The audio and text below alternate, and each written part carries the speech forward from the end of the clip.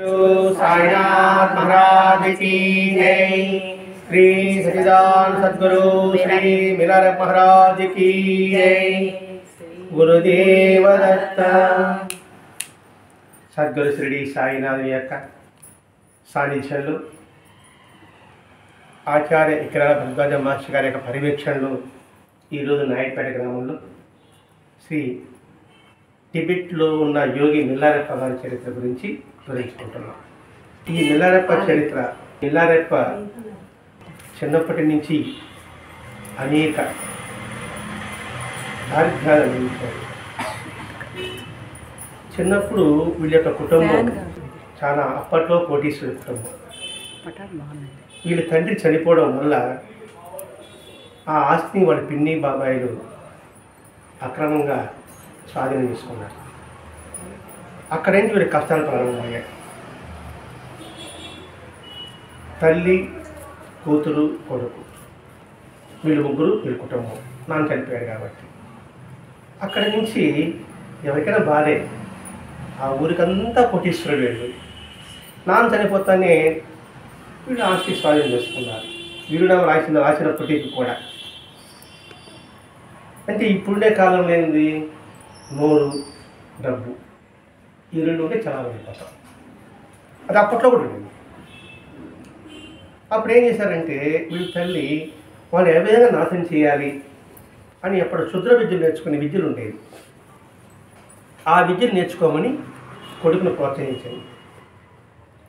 అతను విద్యను నేర్చుకొని ఆ ఊరి పంట పొలాలని, వాళ్ళ పిన్ని బాబాని ఇల్లుని అన్ని ఒక దగ్గర కూర్చొని ధ్యానం చేస్తే వడగడ్డ వాళ్ళ గురించి అది నాశనం అయిపోతాయి. అటువంటి విద్య కొడుకు నేర్చుకున్నాడు. నేర్చుకుని ఆ ఊరిని పంట పొలాన్ని, ఇప్పుడు నాయుడుపేటలో అంటే ఒక దగ్గర కదా మొత్తం కురుస్తుంది కదా, కూర్చున్నప్పుడు ఏముంది, పక్కన వాళ్ళకి కూడా ఆస్తి నష్టం జరిగింది. అంతైన తర్వాత వాళ్ళు పిడి బాబా చాలా తప్పించుకున్నారు. ఆస్తి మాత్రం నష్టమైపోయింది. ఇంత అయిన తర్వాత ఆలోచించాడు. ఎంతోమంది ప్రాణాలు తీశాడు, ఎంతోమంది ఆస్తి నష్టం చేశాడు, ఏం సాధించాడు అని ఆలోచించాడు. ఎవరికైనా ఉంటుంది సహజంగా. నేను ఒక పొరపాటు చేశాను, ఇతరులకు ద్రోహం చేశాను, ప్రశాంతంగా నిద్రపోగలనా ఆలోచించాడు. ప్రశాంతం నిద్రపోగలనా? పైకి అలా ఉండొచ్చాము కానీ ప్రశాంతం ఉండదు. ఎందుకంటే ఆ పాపము నన్ను కొట్టి కొడుకుతూనే ఉంటుంది. నేను కామ్గా ఉండాలి. ఉంటుందా ఉండదా? అది ఎవరికి సహజంగా ఉంటుంది. ఏదో పాపభీత ఒకటి ఉంటుంది. ఆ పాపభీత ఏంటంటే ఇది కాదు మానవ జీవితానికి, దీనికి అత్యంతమైన ఒకటి ఉంది అని ఆత్మాన్వేషణ చేయడం ప్రారంభించాడు. అలా చేయగచ్చాక గురువు తాడు చెల్లడం. ఆ గురువుగా ఇతనికి శారీరకంగా, మానసికంగా ఎన్ని ఇబ్బందులు పెట్టాడు. ఎందుకు ఇబ్బందులు పెట్టాడు? ఇది చేసిన ప్రారంభం అంతా కరిగిపోవాలి. ఎప్పుడైతే మరణం పోతే కదా శుద్ధి అవుతాడు మనిషి. ఇప్పుడు పిల్లవాడు మురికిలో ఆడుకుంటున్నాడు, కేక పెట్టాడు, వాడి చేతిలో మనం మిఠాయి పెట్టాలి. అట్లే పెడతామా? ఆ పిల్లవాడిని తీసుకుంటాం, శుభ్రం చేసుకుంటాం, మిఠాయి పెడతాం. మిఠాయే జ్ఞానం. ఇది బాగా మరణం అయిపోయాడు. ఆ మరణం అంతా తీసిపారేయాలి. అందుకని శారీరక ఎంత ఇబ్బంది పెట్టాడు, ఒక్కడే ఇల్లు కట్టమంటాడు. ఆ ఇల్లు కట్టడంలో మళ్ళీ పడదోశాడు, మళ్ళా కట్టమన్నాడు, మళ్ళా పడదోశాడు. దాంతో ఒళ్ళంతా పుండైపోయి ఎవరికి మిల్లారెప్పకి. అయినా సరే నా పాపం కరిగిపోతున్న భావంతోనే గురువు చెప్పిన ప్రతి ఒక్క పని శిక్షణగా తీసుకున్నాడు. అంటే మురిగిపోయిన తర్వాత జ్ఞానాన్ని బోధించాడు. ఆ జ్ఞానం పోయిన తర్వాత 80% బోధిస్తే 20% మన ప్రయత్నం చేయాలి. ఆ ప్రయత్నం చేయబడిన ఇతన్ని పంపిస్తే ఇది ఆ 20% సాధన ద్వారా కొండలు, గుహలు, కోరలు అక్కడక్కడ పర్యటిస్తూ, ఆహారం లేకపోతే అక్కడున్న పచ్చిగడ్డిని, మొక్కలని వండుకొని తింటూ ఒళ్ళంతా పచ్చగా అయిపోయి, ఎముకలు గుడిలాగా అయిపోయి, అయినా సరే సాధన మొదలుపెట్టలేదు. అయిన తర్వాత గొప్ప ఆధ్యాత్మిక స్థితిని అతను పొందాడు. పొందిన తర్వాత ఆ తర్వాత కర్మ సిద్ధాంతాన్ని బోధించాడు. అంటే కర్మ సిద్ధాంతాన్ని యొక్క ప్రాముఖ్యత చెప్పాడు. అంటే గత వారం జరిగిందని చెప్తాను. దాదాపు ఇది 4 రోజులు 2 రోజులు జరుగుతుంది అన్నమాట. కర్మ సిద్ధాంతం ప్రాముఖ్యత చెప్పాడు. ఏది గత వారం? కర్మ సిద్ధాంతము అంటే కర్మ అంటే పని. మనం ఏ పని చేస్తామో దాని దగ్గర ఫలితం ఉంటుంది. నేను మంచికైతే మంచి, చెడుకైతే చెడు. ఈ సిద్ధాంతాన్ని ఎవడైతే విశ్వసిస్తాడో వాడు జ్ఞానంలో పయనించగలడు, జ్ఞానాన్ని పొందగలడు, జ్ఞానాన్ని పయనించగలడు. అలా పయనిస్తూ ఆ సిద్ధాంతాన్ని తను సంపూర్ణంగా దృఢంగా ఉంచుకున్నప్పుడు మాత్రమే సంపూర్ణమైన జ్ఞానాన్ని కలిగిన వాడు అవుతాడు. ఇప్పుడు మనం ఏ విత్తనం వేస్తే ఆ చెట్టే వస్తుందా, వేరే చెట్టు వస్తుందా? అదే వస్తుంది. అదేగా మనం ఏ పని చేస్తామో దాని దగ్గర ఫలితం వస్తుంది. నేను ఒక పెయింటర్ పనికి వెళ్ళాను అనుకోండి, వెళితే వాడు రోజంతా పని చేయమన్నాడు, నేను మధ్యాహ్నం వరకే చేశాను, ఒకరోజు కూలి ఇస్తాడా? ఇవ్వడు. మనం అరదన పని చేశాం కాబట్టి అరదన కూలే ఇస్తాడు. అట్లాగే మనం చేసే ప్రతి పని ఒకటే కాదు, ఆలోచన, భావాలు ఎటువంటివి ఉంటాయో దాని దగ్గర ఫలితం వస్తుంది అని తెలియజేశాడు. అవన్నీ ఎప్పుడు వచ్చింది? ఇతని పాపం కూడా అంతా పోయిన తర్వాత వచ్చింది.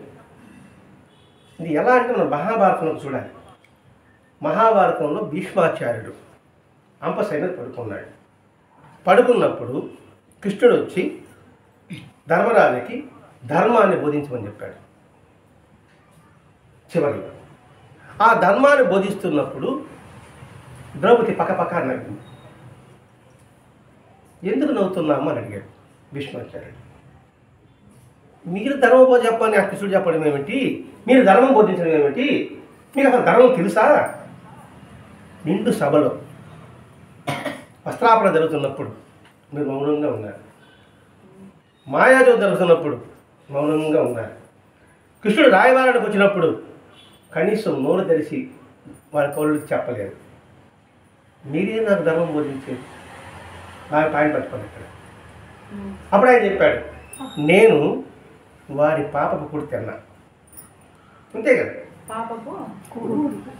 భోజనం. ఎందుకంటే వాళ్ళతో ఉంటాను కదా, వాళ్ళు ఉప్పు కారం తిన్నా అని చెప్తారు. వాళ్ళు ఉప్పు కారం తిన్నా, వాళ్ళు దుర్మార్గులు, దుర్మార్గ ఆలోచన కల వాళ్ళు. మరి అవినప్పుడు నా శరీరంలో ఏ రక్తం ఉంటుంది? ఆ పాప రక్తమే ఉంటుంది. ఇప్పుడు బాణాలు గుచ్చుకోవడం వల్ల ఆ రక్తం అంతా పోయింది, ఆ రక్తం అంతా పోయింది. ఇంకేముంది? వాళ్ళ రక్తం ఇక్కడ లేదు, స్వచ్ఛమైన రక్తం. అందులో ఇప్పుడు ధర్మం బోధిస్తున్నాడు. అందుకని మిలానప్పటికీ అది పాపాలంతా ఇక్కడ క్షామం చేయించాడు అనమాట. తర్వాత ధర్మం బోధించాడు. అర్థమైంది అనుకుంటున్నాను. మనలో దుష్ట ఆలోచనలు ఉన్నంత వరకు మంచి లోపలికి ప్రవేశించదు. అలా పొందాడు కాబట్టి, జ్ఞానం పొందాడు కాబట్టి కర్మ సిద్ధాంతాన్ని విశ్వసించాడు. కాబట్టి ఆ ప్రాముఖ్యత చెప్పాడు. తద్వారా ఏంటి? ఇది సాధకులకా ఆధ్యాత్మిక కాదండి, మనకంతా అన్నించుకోవాలి. అంటే ఈ కర్మ సిద్ధాంతం ఏంటి? ఇతరులది మనం ఎట్టి ఏది ఆశించకూడదు, ఇతరుల మనసును మనం గాయపరచకూడదు. ఇట్లానే మనం చేయగలం. ధ్యానము, యోగము అవి మనము సాధ్యం కాదు. ఎందుకంటే మనం లౌకికంలో ఉన్నాం కాబట్టి, ఈ లౌకికాలను చూసుకోవాలి కాబట్టి. వీటికి ప్రత్యామ్నాయమే అహింస, సత్యము, ధర్మము, దయ, కరుణ, ఇవన్నీ ఉంది. ఇవన్నీ మనం చేయగలమా, చేయలేమా? మన చేతనంలో చేయగలం. తద్వారా మన పాపము క్షాళనం అవడానికి అవకాశం ఉంటుంది. అప్పుడే ఏదైనా బుర్రకెక్కుతుంది కూడా. లేకపోతే ఉంది, రివర్స్ అయిపోతుంది. ఇంటి నిండా వస్తువులు ఉంటే మేము లోపల ప్రవేశించగలమా? ప్రవేశించలేదు. ఇల్లు సర్ది పెట్టారు కాబట్టి ప్రవేశించి కూర్చున్నాం. లోపల బలని ఉన్నంత వరకు మంచి లోపల ప్రవేశించదు. దీని యొక్క ప్రాముఖ్యత చెప్పాడు. ఒకటి చెప్పాడు, కర్మ సిద్ధాంతాన్ని విశ్వసించాలి, దాన్ని దృఢంగా హృదయంలో ఉంచుకోగలగాలి. అప్పుడు మాత్రమే మన జీవితం ఆనందమయం అవుతుంది. ఇంకా మాట్లాడితే పునర్జన్మ రహితం ఉంటుంది, ఇంక జన్మ అంటూ ఉండదు. ఎందుకని? ఇక్కడ రాగద్వేషాలకు అతీతంగా ఉంటాడు వాడు. రాగం ఉన్నా బంధమే, ద్వేషం ఉన్నా బంధమే. ఆ సిద్ధాంతాన్ని ఎవడైతే తెలుసుకుంటాడో వాడు జన్మరాహిత్యం, పునర్జన్మ రహితుడు. పునర్జన్మ అనేది ఉండదు వాడికి. అది గత వారం చెప్పాడు. అందిన తర్వాత ఈ వారం ఈ సంఘటన ఇలా చెబుతున్నప్పుడు శిష్యులకి చెప్తున్నారు అనమాట. వాళ్ళు అడుగుతున్నారు, ఇంతవరకు మీరు చెప్పింది నేను రాసుకున్నా, ఏదో రేచుగా రాసుకున్నాడు. ఆ తర్వాత ఇప్పుడు నేను చూసింది చెప్తున్నా. ఆ తర్వాత తరాల వారికి మీ యొక్క విషయం తెలియాలంటే ఏం చేయాలి అన్నప్పుడు అది చెప్తున్నాడు. మీరు పడ్డ కష్టం చూస్తుంటే ఏ కోసానా మేము ఆలోచించేట్లు కూడా లేదు. నిజంగా బిల్లారప్ప గారి మీరు వినగలిగితే స్టార్టింగ్ నుంచి కళ్ళైన పర్యంతం అవుతుంది. ఎంత తీవ్రంగా చేశాడు. అది చదువుతా ఉంటే ఇంత కష్టమా, అది మనం దాన్ని అయ్యో మనకు వీలు కాదనిపిస్తుంది. అప్పుడేమన్నారు వాళ్ళు, మీరు గత జన్మలో ఏదో బుద్ధుడిగా ఉండొచ్చేమో, అందువల్ల ఈ జన్మలో ఇలా మీరు సాధన చేయగలిగారు అనుకున్నప్పుడు ఆయన ఒకే మాట అన్నాడు, గతంలో ఎటు ఉండవో నాకు తెలియదు, ఇప్పుడు నాకు జ్ఞానం రావడం నా గురువు యొక్క మహిమే. ఆ గురువు యొక్క భయం వల్ల, అంటే గురువు యొక్క జ్ఞానం వల్ల, గురువు యొక్క బోధ వల్లనే నేను ఈ విధంగా తయారయ్యా. అంటే దీన్ని బట్టి మనమే అర్థం చేసుకోవాలి, ప్రతి ఒక్కటి మనకు అన్వయించుకోవాలండి. ఆయన చెప్పేది ఆయన వరకే కాదు, గత జన్మలో మనం ఎవరో మనకు తెలియదు, మన ఆలోచన ఎలా ఉందో మనకు తెలియదు, అది పాప ఆలోచన ఉందా మంచి ఆలోచన ఉందో మనకు తెలియదు. ప్రస్తుతం ఇప్పుడు ఈ జన్మకు వచ్చాం. ఈ జన్మకు వస్తే మనకి భగవంతునికి విషయాలనే ఆలోచన కలిగింది. ఈ ఆలోచన కలగడానికి దీనికి ముఖ్య సూత్రధారి ఎవరు? మనకి భరద్వాజ మహర్షి గారు. ఇప్పుడు భరద్వాజ మహర్షి గారు లేకపోతే ఈ సత్సంగాలు ఎక్కడ ఉన్నాయండి? బాబాగుళ్ళు ఉన్నాయి, బాబాను పూజిస్తున్నారు, అన్నీ ఇలా చేస్తున్నారు. కానీ బాబా అంటే అవగాహన ఎంత మేరకు ఎవరికి ఉంది, ఎంతవరకు ఉంది? నేను విమర్శించడం కాదు. బాబా కూడా రామాలయం వెళ్తున్నాము, అది కృష్ణుడి దేవాలయం వెళ్తున్నాము అనుకోండి, కృష్ణుడి పట్ల ఎంతమంది అవగాహన ఉంది? అదే నేను సత్సంగం. నిన్నేంటి ఫ్రెండ్షిప్ డే, స్నేహితుల దినోత్సవం. అసలు స్నేహితుల దినోత్సవం ఏంది? వస్తాము, ఏదో రాఖీలు కడతాడు, ఏదో కట్టుకుంటున్నాడు, స్వీట్ హార్ట్ పెట్టుకుంటున్నాం. నిజమైన స్నేహితుడు ఎవరు? నిజమైన స్నేహితుడు ఎవరు? మిత్రుడు, ఆపదలు ఆదుకునేవాడు. స్నేహితుడు, ఎదుటి వాడి అవసరం తెలుసుకుని సహాయం చేసేవాడు. మరి నిజమైన స్నేహితుడు ఎవరు? మనకి వాస్తవంగా భగవంతుడు. ఆలోచించండి, మనం ఏమీ కోరకుండానే మన అవసరం తీరుస్తున్నాడు, ఆయన నిజమైన స్నేహితుడు. ఫ్రెండ్షిప్ డే రోజు మనం వెళ్ళవలసింది మన ఇష్టదైవం దగ్గరికి, మన కులదైవం దగ్గరికి. ఆయన మీరు రాఖీ కట్టండి, ఆయన మీరు చుట్టుపండి. ఎందుకంటే ఈ మన శరీరంలో బాగా చూసుకోండి, మన ప్రమేయం లేకుండానే, మనం ఏమి కోరకుండానే అన్నీ సమకూరుస్తున్నాడు. ఒక్కటండి, నోట్లో లాలాలజం లేకపోతే మనం తిన్నది లోపలికి పోతుందా? మరి ఎవరు తయారు చేస్తున్నాడు? కాబట్టి కృష్ణుడిని పూజించినప్పుడు అటువంటి ప్రేమతత్వాన్ని మనం పొందగలగాలి. కృష్ణుడు మానవ రూపంలో వచ్చాడండి. మరి ఎంతమందికి ప్రేమను పంచాడు? మనం ఎంతమందికి ప్రేమను పంచుతున్నాం? ప్రేమను పొందుతున్నాము, ప్రేమను పంచడం లేదు. లాభాన్ని పొందుతున్నాం, తిరిగి ఏమి ఇవ్వడం లేదు సమాజానికి. పంచిపోతాన్ని మనం పొందుతున్నాం. మన ఏది మన చేతనైందండి, ఏది చేయలేని శక్తికి మించి ఏమి చెప్పడం లేదండి. మనకు చేతనైంది కూడా చేయడానికి కూడా వెనుకం చేస్తున్నాము. కాబట్టి ఇక్కడ నా గురువు దగ్గర నేర్చుకునేది కూడా దాన్ని తిరిగి నేను పొందా, తిరిగి అందిస్తున్నా. దీన్ని ఋషి యజ్ఞం అంటారండి. పంచయజ్ఞాలు వినుంటారు మీరు. దేవయజ్ఞము, ఋషి యజ్ఞము, పితృయజ్ఞము, మనిషి యజ్ఞము, భూత యజ్ఞము. ఇది ఋషి యజ్ఞం అంటే ఏంటి? నువ్వు ఏమైతే తెలుసుకున్నావో తిరిగి అందించడమే రుణం తెచ్చుకోవడం. అది నేను చేస్తున్నా. కాబట్టి ఇది కారణం అంతా కూడా గజన్మల సరే మనకెందుకు? ఇప్పుడు ఈ జన్మలో కారకుడు మా గురువు గారు, ఇప్పుడు మనకి కారకుడు భరద్వాజ మహర్షి గారు. భరద్వాజ మహర్షి గారు, ఆ భరద్వాజ మహర్షి గారు చెప్పిందని తిరిగి మనం అందరికి అందింపడినే. ఇప్పుడు వివేకానంద ఉన్నారు, కానీ వివేకానంద మనకి టచ్ లేదు. రమణ మహర్షి గారు ఉన్నారు, రామకృష్ణ పరమహంస ఉన్నారు, మనకి టచ్ లేదు, అంత అవగాహన లేదు.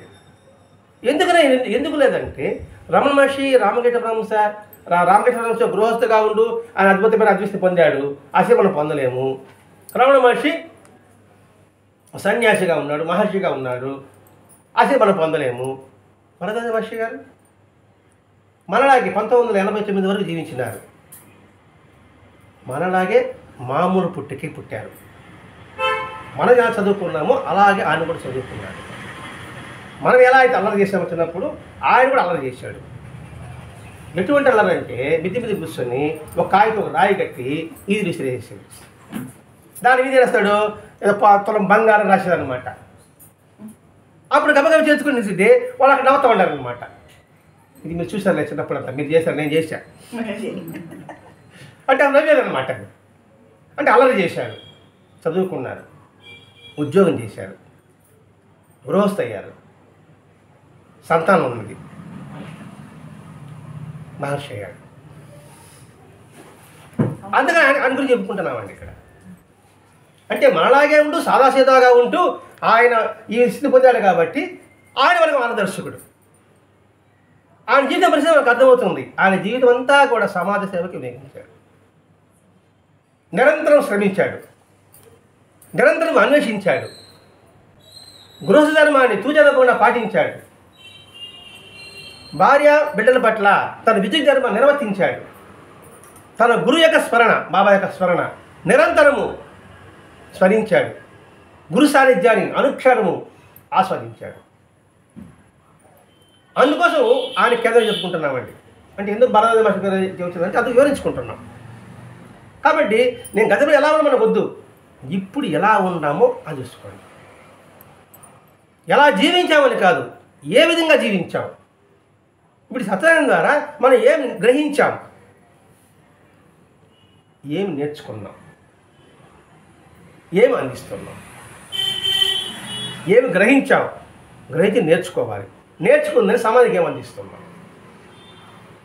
నేర్చుకొని అలాగే ఉంచుకోవడమా, గ్రహించి అలాగే ఉంచుకోవడమా, అందించాలి కదా. అది విషయం.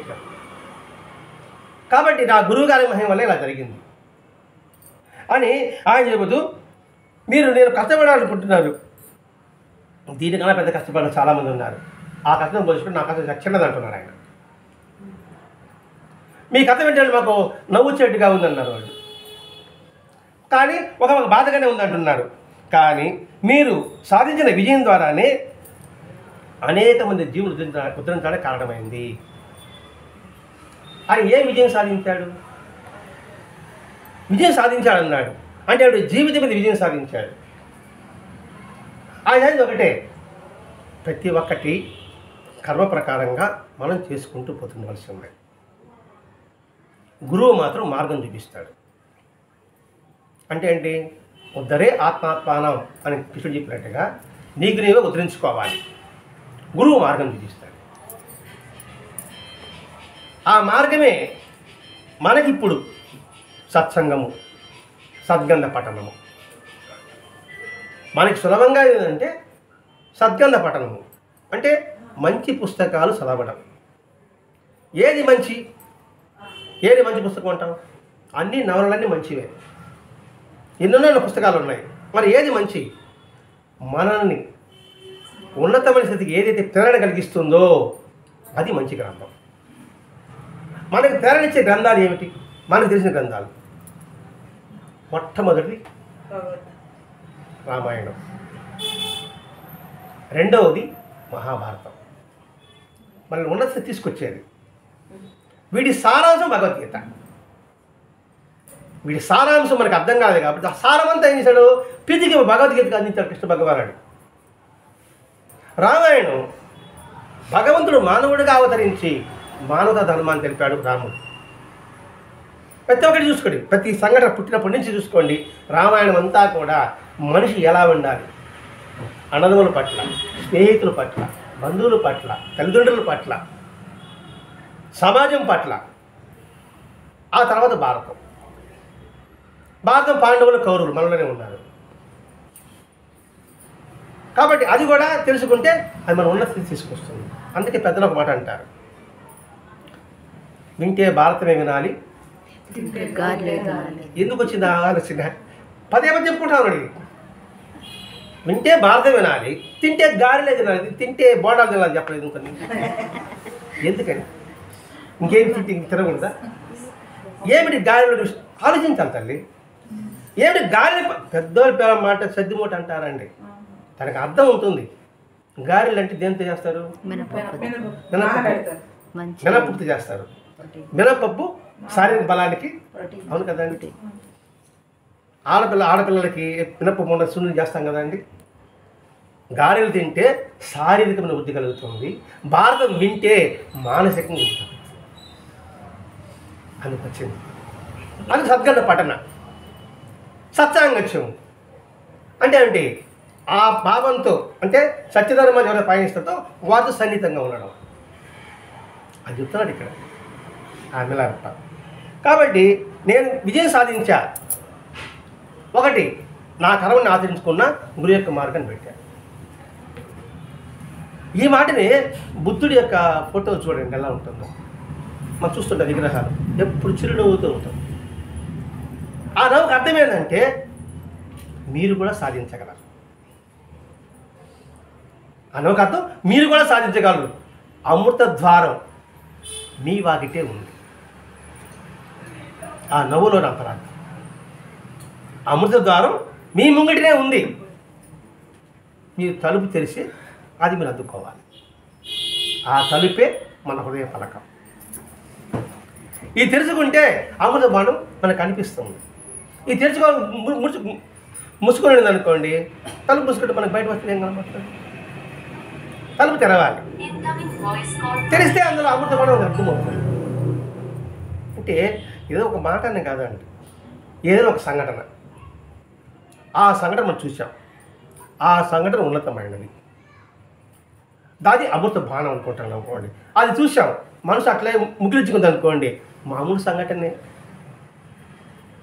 అలాగే మనసు వికసించింది అనుకోండి, ఆ సంఘటనలో నీకు అద్భుతమైన బోధ కనిపిస్తుంది, వినిపిస్తుంది, దర్శనమిస్తుంది.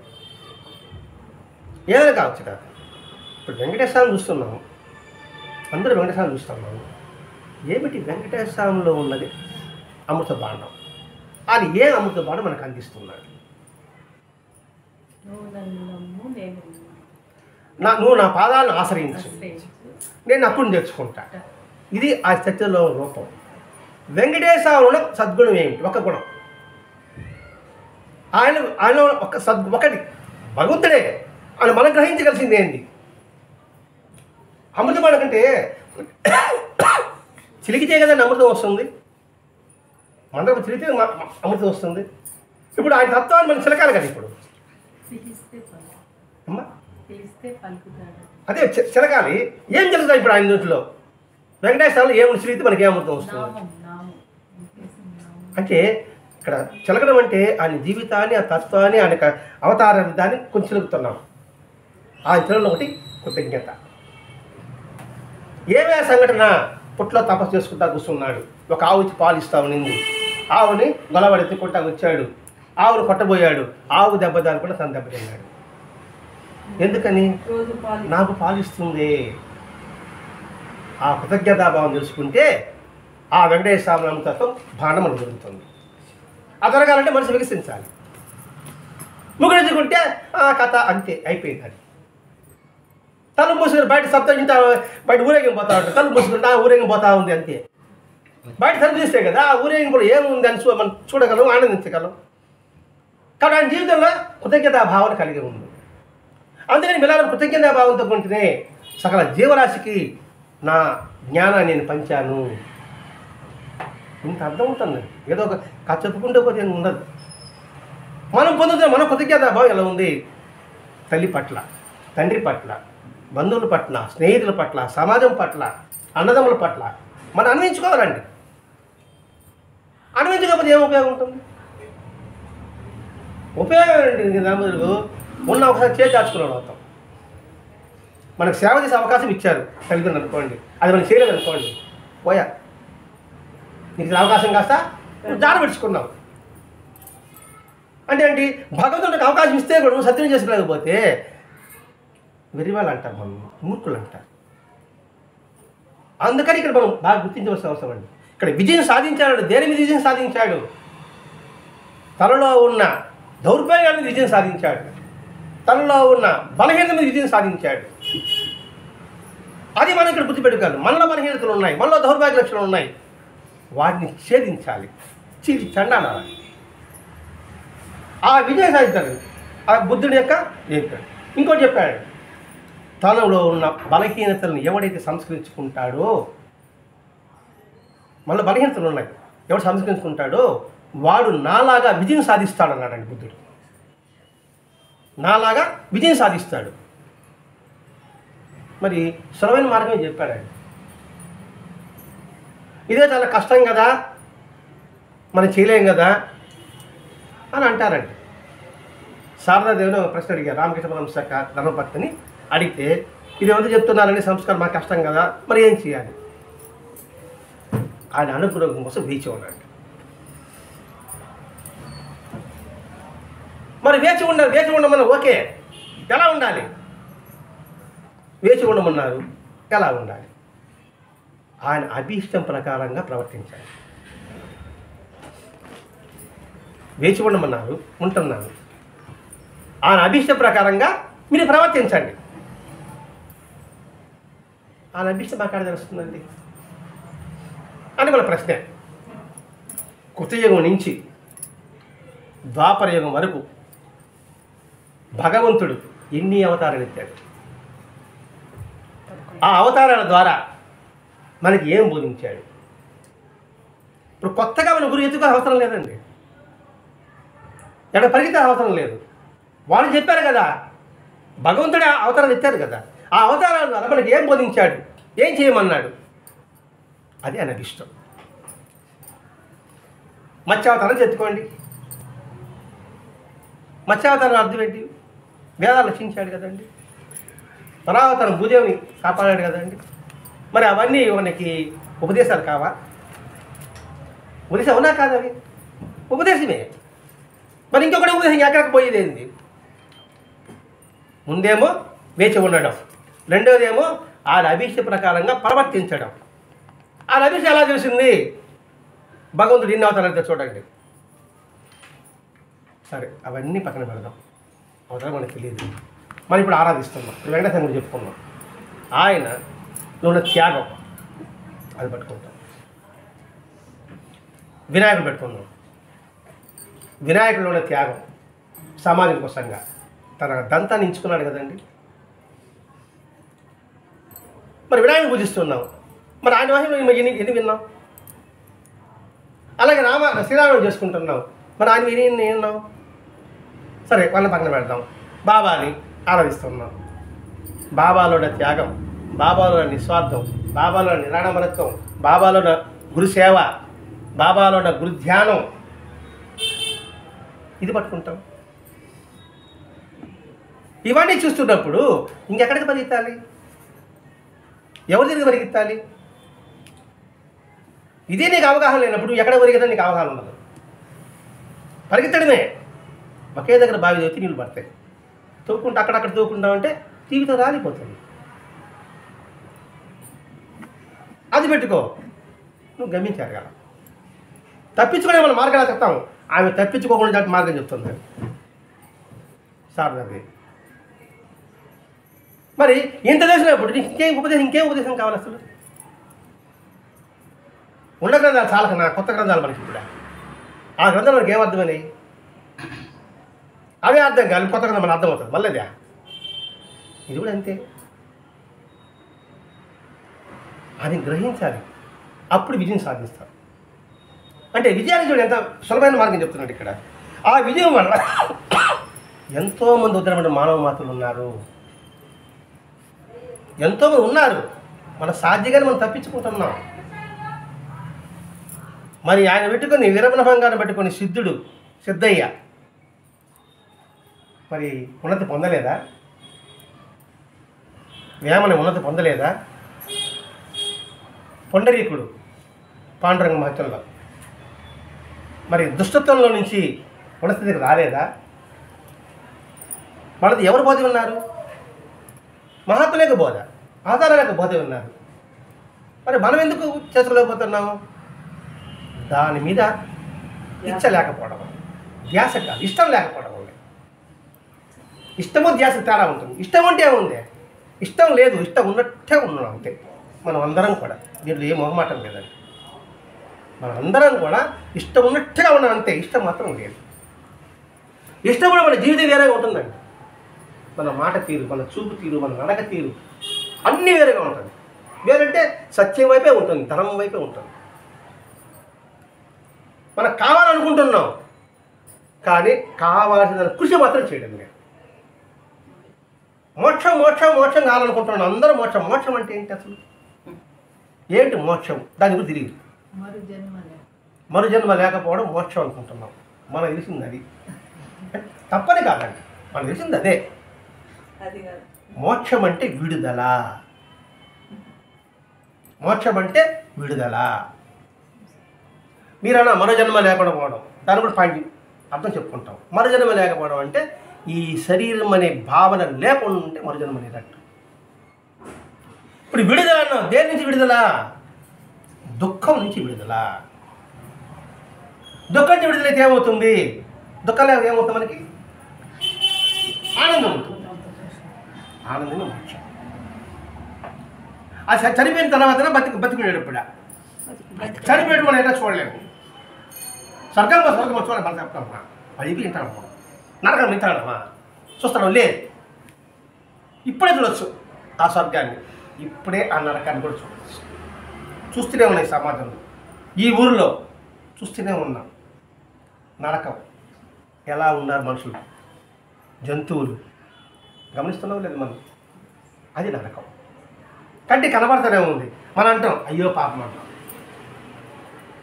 అయ్యో పాపం అంటే అర్థమైంది, వాడు పాపం చేశాడురా, ఆలోచిస్తూ బతుకుతున్నాడు అని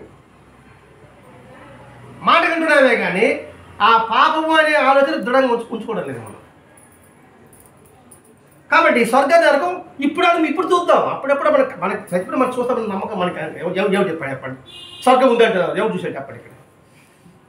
నేను చెప్పే స్వర్గం కూడా చెప్తాను, నేను చూసాను స్వర్గం ఏమన్నా. నరకం చెప్తాను, నరకం నేను చూశాను, నేనేమన్నా.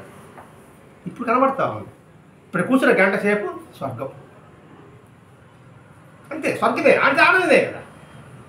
ఇవి గంట సేపు చెప్పుకుంటాం. ఈ ప్రత్యేకంగా చూస్తున్నాం, అబ్బా పేరండి ప్రశాంతంగా ఉందండి, మా గంట సేపు ఆనందం పెట్టాం కదా.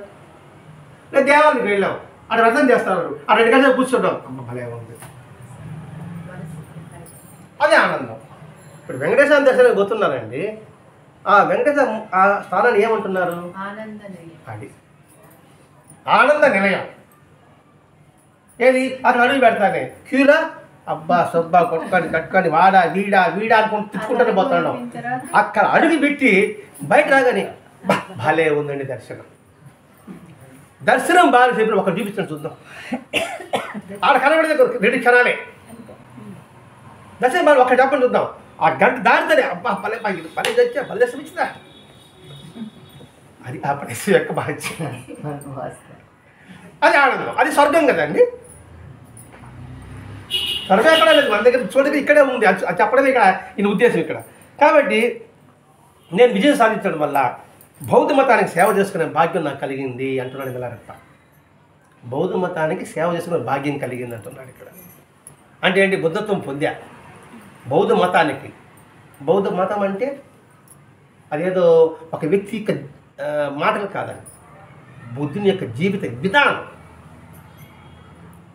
సర్వజీవ ప్రాణికోటిలో నేను ఉన్నాను, అహింసా పరమో ధర్మ, ఇది బుద్ధుని యొక్క సూత్రం, అంతే కదండి. అహింస పరమో ధర్మ, ఆ అహింస అనే భావాన్ని భావించుకొని నేను సేవ చేస్తున్నాను. ఆ అహింసని నిరంతరం నిలబెట్టడానికి నేను కృషి చేసుకుంటున్నాను. సేవ అంటే అదండి, బాహ్యంగా చేసే సేవ కాదు. బౌద్ధ మతానికి సేవ చేస్తున్నానంటే అంటే బౌద్ధ మతం యొక్క సిద్ధాంతాలని నేను ఆచరింప చేస్తున్నా, అది కూడా సేవే. కాబట్టి నేను విజయం సాధించినప్పటికీ కూడా బౌద్ధ మతాన్ని నేను చేయాల్సిన భాగ్యం నాకు కలిగింది. తర్వాత నేను అడుగుతున్నాడు, మీరు అనేక మంది ప్రదేశాలు చూశారు కదా, ఆ ఏ ప్రదేశాలు ఉన్నాయి దాన్ని కాస్త వివరించండి అని చెప్తున్నాడు. అడిగినప్పుడు ఆయన అన్నాడు, నేను నేపాల్లో ఒక ముఖ్యమైన ప్రదేశం చూశాను. ఆ ప్రదేశం అద్భుతమైనది. అందులో అది కాకుండా 6 బాహ్య ప్రదేశాలు ఉన్నాయట, 6 ఆంతరంగిక ప్రదేశాలు ఉన్నాయట, 6 రహస్య గుహలు ఉన్నాయట. 6 అని చెప్పాడు ఆయన చెప్పినాడు. ఏమిటి 6 బాహ్య ప్రదేశాలు? ఆ 6 కామ క్రోధ లోభ మోహ మద మాశ్చర్యాలు. గుహ అంటే అందులో ఉండడం. కామం అనే గృహం, క్రోధం అనే గృహం, లోభం అనే మొహం, మోహము మదము మాత్ర గుహలో ఇవి ఉన్నాయి. అవి బాహ్యమైన ప్రదేశాలు, మన బాహ్యం కలబడుతూనే ఉంటాయి. ఆ 6 గుహలో కూర్చున్నా నేను తపస్సు చేశాను. నేను కామంలో తపస్సు చేయడం ఏంటి, క్రోధంలో తపస్సు చేయడం ఏంటి, మోహం మదంలో తపస్సు చేయడం ఏంటి? కామం అంటే కోరిక, నేను భగవంతుని పొందాలనే కోరిక నిరంతరం ఆ గుహలో. కోపము, నా సాధనకి ఏదైతే అడ్డు వస్తుందో దాని మీద కోపము. లోభము, ప్రతి క్షణాన్ని సద్వినియోగం చేసుకోవడం. మదము, నాకు ఆయన ఉన్నాడు, నాకేం. అసూయ, స్థితిని పొందిన వాళ్ళని బట్టాం, నేను కూడా అటువంటి స్థితి పొందాలి. మరి ఆ గుహల్లోకి వచ్చి నేను చేస్తాను. మాత్రమే అసూయ. మోహం అంటే ఇష్టం, అంటే వదిలిపెట్టలేదు, నేను భగవంతుని వదిలిపెట్టలేదు. ఒకటేమో కామం, ఆయన పొందాలని. రెండేమో కోపము, అడ్డు వచ్చేదానికి మీద కోపము. లోభము, కామక్రోధ లోభము అంటే ప్రతి క్షణాన్ని పిసినారులాగా ఉపయోగించుకోవడం. మోహం, ఆయన ఎప్పుడు చూడాలి, ఆయనే చూడాలి అనుభవం. మదం, ఆయన నాకున్నాడు ఆయనకేమని. అసూయ, అసలు పొందే వాళ్ళు పట్టే వాళ్ళు పొందే మనం కూడా పొందామని సంగతి. ఈ 6 గుహలు ఉన్నాయి. ఇది బాహ్యమైనది. ఆంతరింగ గుహాలు, మనలో 6 మంచి గుణాలు ఉన్నాయి. దాన్ని వెలికి తీయాలండి. లోపల ఉన్నాయి, దాన్ని వెలికి తీయాలి. భూమిలో బంగారు ఉన్నాయి, ఖనిజాలు ఉన్నాయి, అన్ని వస్తువులు ఉన్నాయి, ఇనుముతో అన్ని సహాలు ఉన్నాయి. దాన్ని వెలికి తీస్తే బయట వస్తుందా, లేదా లోపలే ఉంటుంటుందా? మనలో కూడా ఉన్నాయి. షట్సంపద అంటారండి. శమము దమము, ఉపరీత తితీక్ష శ్రద్ధ సమాధానం. ఈ 6 సద్గుణాలు లోపల ఉన్నాయి. దాన్ని వెలికి తీయాలి. అది ఆంతరింగ గుహలు, అది ఆంతరింగ గుహలు అన్నాడు. అది లోపల ఉన్నాయి. శమము అంటే సింపుల్గా అర్థం చేసుకున్నాం. పెద్ద పెద్ద భావాలు మనకి పరిణితికి చాలదు కాబట్టి, ఎందుకంటే చాగను కొడేస్తారు, సాధారణ పెద్ద అర్థాలు చెప్తారు, మనకి పట్టుకొని క్యాచ్ చేయలేదు. మనం లౌకిక పామర్లుగా ఉదాహరణ చెప్పుకుంటే తప్ప మనకు అర్థం కాదు. ఎందుకంటే మన ఆలోచన పరిణితి అంతే మాత్రం కాదు. శమము, మనసులో కూడా ఎదుటి వాడిని ద్వేషించకుండా ఉన్నాడు. అది మనలో ఉంది. ఈ సద్గుణాలని మనం ఉపయోగించి బయట లాగాలి. మనసులో కూడా ద్వేషించకుండా ఉండడం. నేనే సహాయం నేను చెప్పలే, పైకి చెప్పలే, మనసులో భావించాలి. దమము, మాటల్లో కానీ చేతల్లో కానీ ఎదుటి వారికి ఇబ్బందికరంగా జీవించదు. మాటల్లో చేతల్లో. మీరు బాగా వృత్తిలోకి వచ్చారు, మీరు మాటలు హింసించాలని 10 మందిలో నడభద్రపు సిరండి ఆమెకి అంటాను నేను. ఆమె ఎంత కష్టపడి సంపాదించారు నాకు తెలుసా? ఊరికే వస్తుందండి అది. నడభద్రపు సిరి అంట. మీ మనసు గాయపడుతుందా? ఆ పాపం నాకు వచ్చింది. పని దానివల్ల నాకు ఉపయోగం ఉందా? మరి ఆ సంబంధం బయట తెచ్చు కదా, ఎందుకు తనవని అన్నవాడు? పనికి మానవాడు అంటేనే పాపం అన్నాడు యేసుప్రభు. ఒరే అంటేనే వెంకటేశామి రాయన పాప చెట్ట అన్నాడు.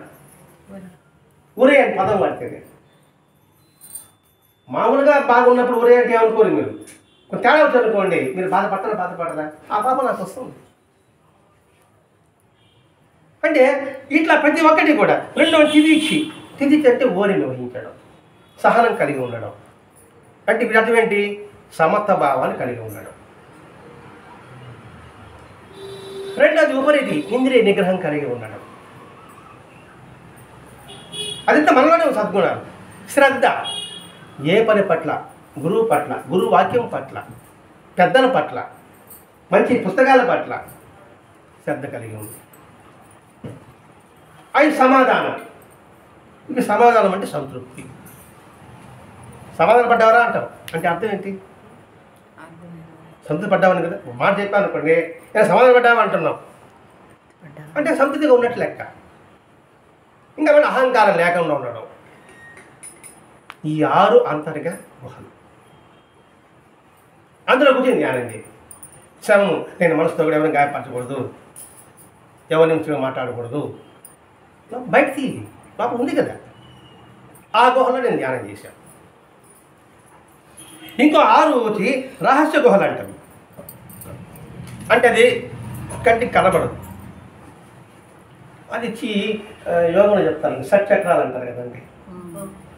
మూలాధారము, ఏదో సాధన మూలాధారం నుంచి ఆజ్ఞాచక్రం వరకు అంటారు. ఆజ్ఞాచక్రం వరకు 6, సహస్రారం వచ్చి 7 కూడా మిక్స్ చేశారండి దీంట్లో. అందులో మూలాధారం అంటారు, స్వాధిష్టానం అంటారు, మణిపూరిక అంటారు, విశుద్ధ అంటారు.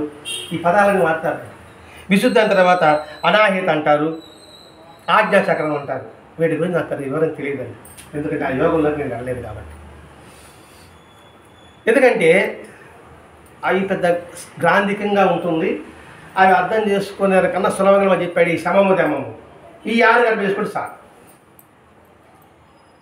ఈ 6 అయిన తర్వాత 7 సహస్రాలు, 7 కూడా చేర్చారండి.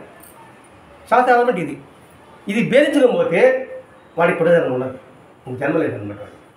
అందుకే మహాత్ములకి ప్రాణం పోయేటప్పుడు ఇక్కడ చిక్కుతుందండి. ఇక్కడ చిక్కినప్పుడు ప్రాణం పోతే వారు వైకుంఠానికి, మన భాషలో అయితే వైకుంఠానికి వెళ్ళినట్టుగానో అని భావన. అంటే జన్మ లేదు నాకు. మరి ఉదాహరణకి ఎవరికైనా చిక్కిందంటే స్వామి వివేకానందకి తలుపులో చెవటమ్మకి, చెవటమ్మ తలుపులో ఉంటారు, చెవటమ్మ అవుతుంది తలుపు తలుపు తలుపు దగ్గర అంటే చీలికిపోతుంది. అందుకే చూడండి, మనం మామూలుగా మన శరీరాన్ని దానం చేసినప్పుడు ఆ కపాలం పగిలితే కానీ రాను బయట.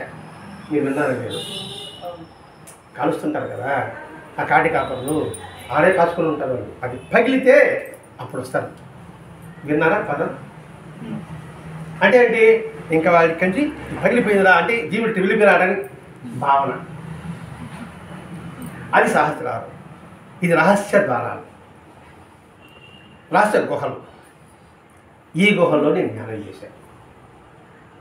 అంటే ఏంటి, ప్రతి ఒక్కటిలో కూడా గుహలు. గుహ అంటే ఏమంటే ఒక ఇల్లు అనుకున్నామంటే అందులో కూర్చి ఆలోచించడము.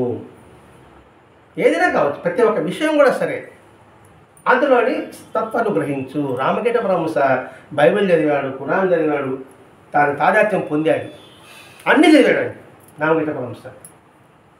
రాధతో కూడా అనుభూతి పొందాడట.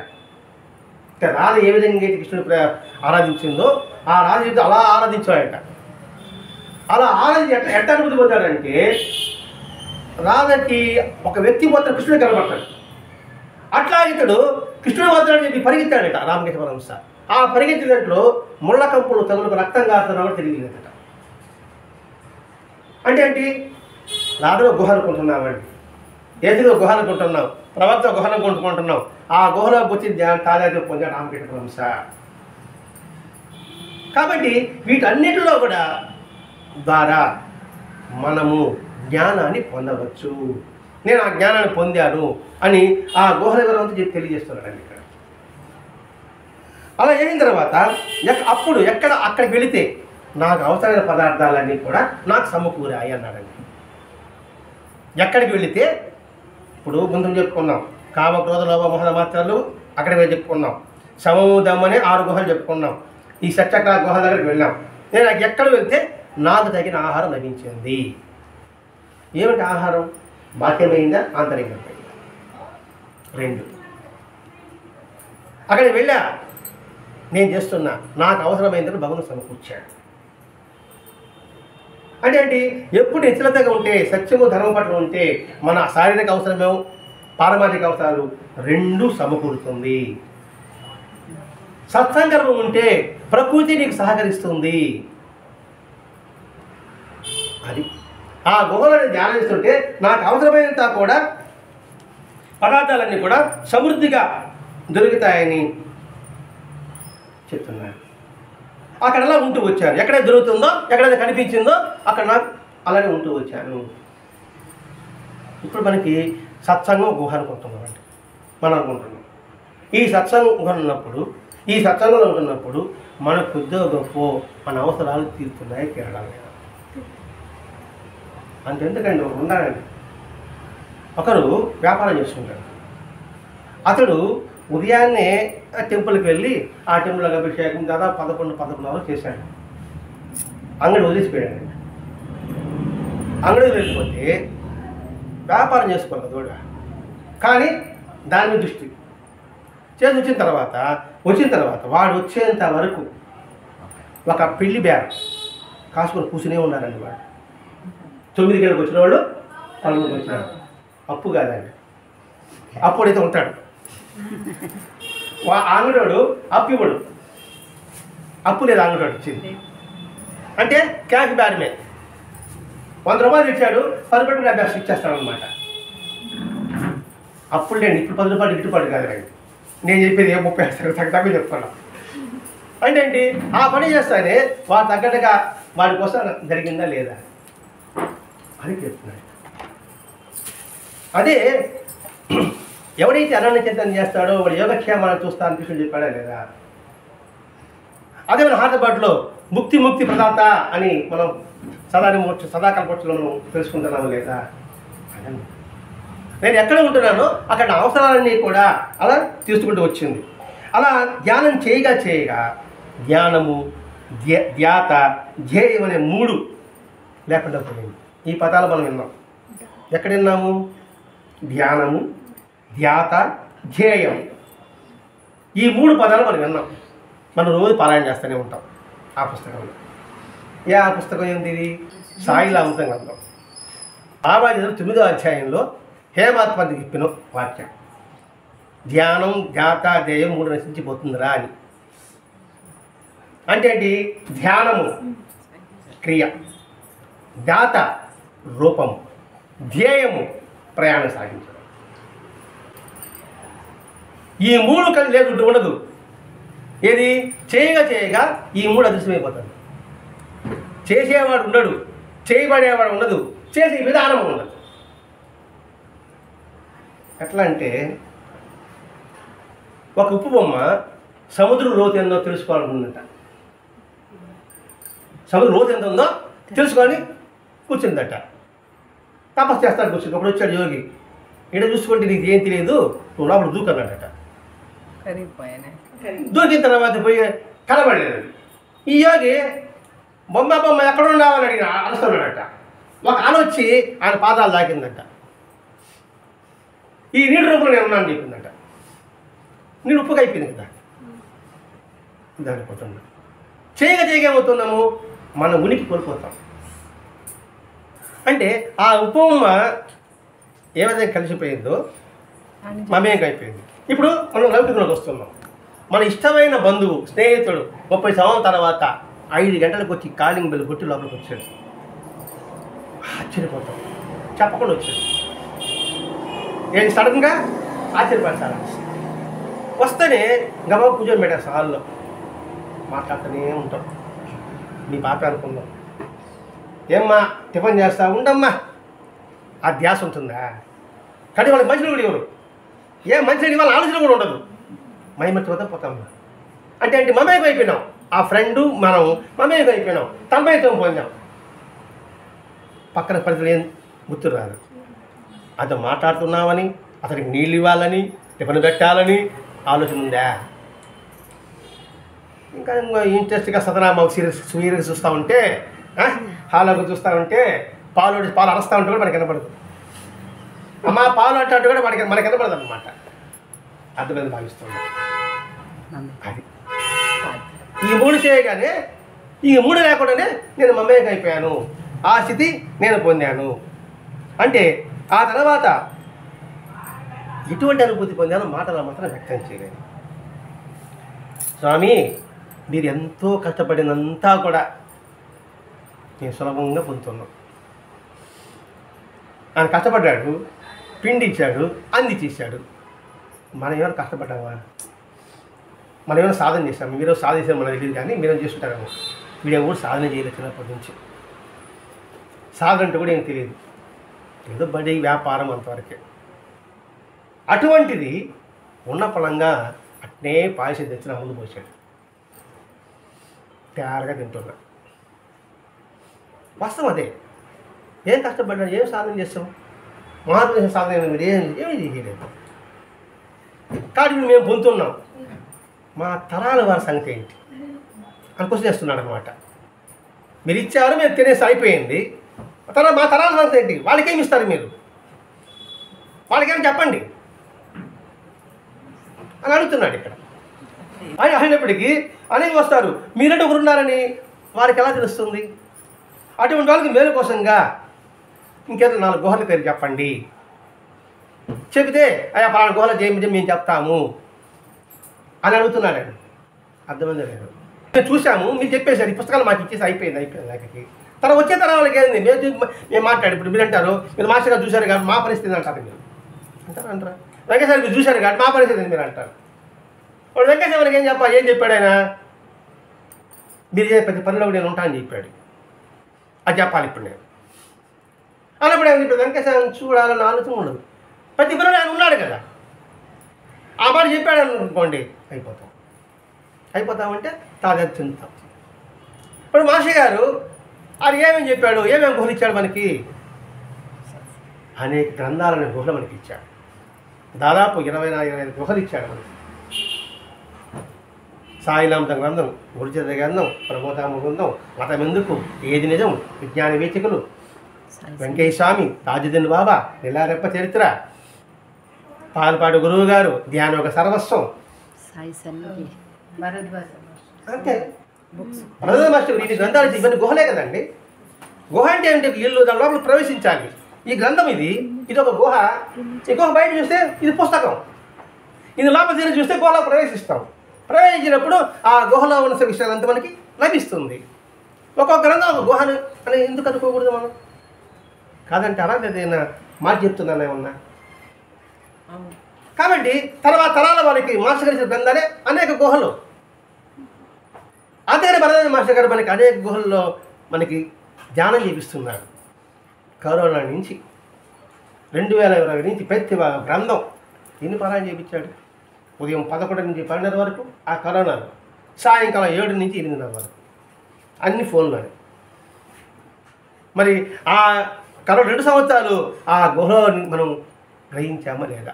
గ్రహించిన వాళ్ళకి ఎంత పేరు గ్రహిస్తే అది గ్రహిస్తున్నాం. కాబట్టి మనం ఏం చెప్పగలుగుతాము? ఆ గుహల పేర్లే మా శరీర గ్రంథాల పేర్లు. అలా అయినప్పుడు చెప్తే వాళ్ళు వెళ్ళి చూడగలుగుతారు. రెండవది ఏం చూడగలుగుతారు? వాళ్ళ యొక్క సమాధిని చూడగలుగుతారు. వెంకయ్య స్వామి సమాధి చూడగలుగుతారు, తాజుద్దీన్ బాబా సమాధి చూడగలుగుతారు, చివటమ్మ సమాధిని చూడగలుగుతారు. చెప్తే చూడగలుగుతారు, చెప్పతే ఎలా తెలుస్తుంది? భరద్వాజ మాస్టర్ గారు చివటమ్మని దర్శించాడు, వెంకయ్య స్వామిని దర్శించి అనుభూతి పొందాడు, పాల్గొని దర్శించాడు. ఇప్పుడు వాళ్ళు లేరు, అక్కడికి వెళ్ళు, వాళ్ళ సమాధిని మనం పొందవచ్చు. సమాధి గురివెట్ట అవుతుందండి అని కూడా మనము అనుకుంటుంటాం. సమాధి అంటే వాళ్ళు చనిపోవడం అనేది కాదు, వాళ్ళకి మరణం అనేది ఉండదు. జీవన్ముక్తులు ప్రణయంలో ఒకటి నశించాలని భగవద్గీత చెప్పబడి ఉంది. జీవన్ముక్తులు ప్రణయంలో కూడా నశించరు. జీవన్ముక్తులు అంటే ఏంటి? జీవించడం ముక్తులు, చనిపోయినా కదా ముక్తులు, జీవించడం ముక్తులు అన్నమాట. వాళ్ళు బతికే ఉంటారు కానీ వాళ్ళు ముక్తులు అంటే దేనికి అంటనట్టుగా ఉంటారు, అన్నిటికీ విడుదలగా ఉంటారు. వాళ్ళు ప్రళయంలో కూడా నశించరు. ఇప్పుడు ఎవరైనా ఉన్నారా? అబ్దుల్ కలాం. నేను ప్రతి అదే చెప్తాను, అబ్దుల్ కలాం ఇప్పుడు లేడు, 2 సంవత్సరాలు గడిచిపోయింది. కానీ ఇప్పుడు ఉన్నాడా లేడా? ఆయన ప్రతి ఒక స్కూల్లో ఆయన ఉన్నాడా లేడా? అది వాళ్ళు జీవన్ముక్తులు. వివేకానంద లేరా? అది అది ప్రణయ భగవద్గీత ఒక ఎప్పుడో చెప్పాడండి. దానికి ఇప్పుడు నిరూపణ చేసుకుంటున్నాం ఇక్కడ. కాబట్టి ఆ గుహలు ఒక గ్రంథాలైతే ఆ గృహాన్ని దర్శించడం అంటే వాళ్ళు గ్రంథ ప్రవేశించడం అనుకోండి, వాళ్ళు దర్శించడం అవుతాం.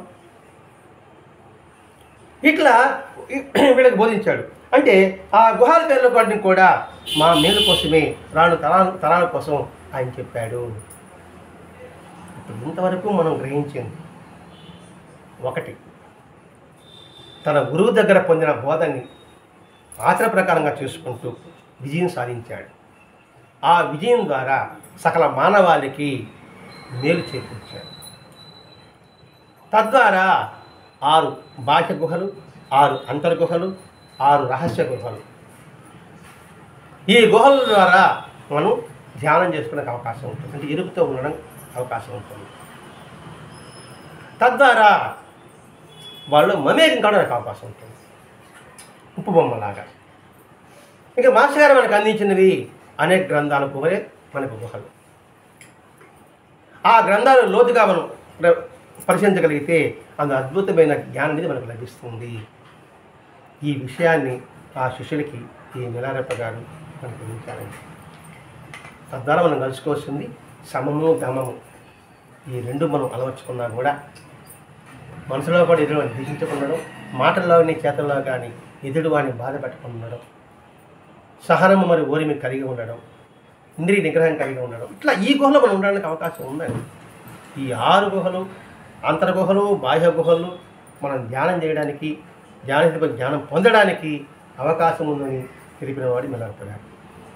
కాబట్టి ఆ పాటలో మనం ప్రయాణించడానికి మన సాయి శక్తుల కృతజ్ఞత. స్వస్తి. శ్రీ సచిదానంద సద్గురు సాయినాథ్ మహారాజ్ की जय. श्री सच्चिदानंद सद्गुरु श्री मिलारप्प महाराज की जय. गुरुदेव दत्त.